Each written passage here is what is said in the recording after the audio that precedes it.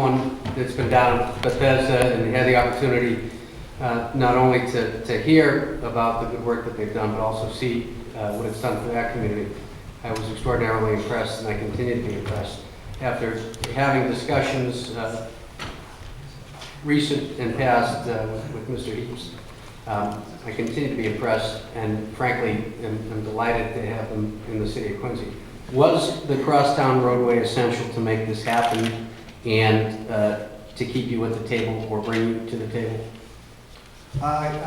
Absolutely, because what it meant to us was a commitment to changing the character of the traffic on Hancock. We are absolute believers in a kind of fuzzy, crowded sensibility on there, but as long as trucks are going up and down Hancock and other people are using Hancock as a way to get through Quincy, it can't be that great kind of mix of pedestrians, cars, traffic, etc. I can unequivocally say that because of the traffic situation, we would not have believed Hancock could be what it can be without the concourse. And secondly, you know, it's very unusual to have people not only do the planning and be proactive and have a vision, but then to spend on that vision. You know, let's face it, money talks. And I wouldn't have come to you without having purchased property in Quincy. Who would I be?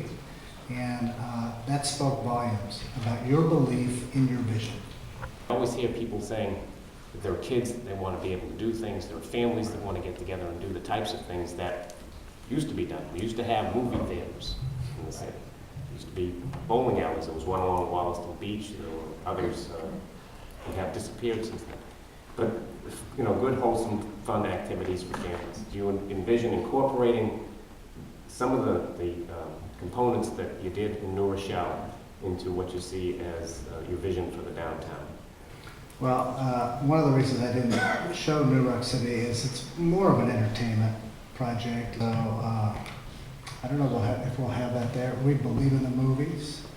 We probably won't have a grocery store here because there are grocery stores literally all around the site, but we would like to have a food market of some kind. It's really all the things that you do more than once a month is how we look at it. When you're just living your life with your kids and your family, what things do you do? And those would be the things we would like to do. So I appreciate the support of New Rock. I understand that between the city-owned property and property that you may wind up owning may encompass 60 or 70% of the of what you're attempting to do. Right. The other 20, 30, or 40%, what ways of encouragement, enticement do you have bring those individual or corporate property owners to either renovate their parcels or participate in this overall plan? So comment on the Hancock parking lot, Quincy District Court. How do we get the private, other than yourself, that private investment, MBTA, air rights, and then the issue, other than the opening up of certain sections of the town brook. Obviously, if there is going to be a future development of the John Hancock parking lot, that sits right on top of the brook. What are your plans to remediate the flood, the local flood conditions? For several of them, I have to say I don't know yet.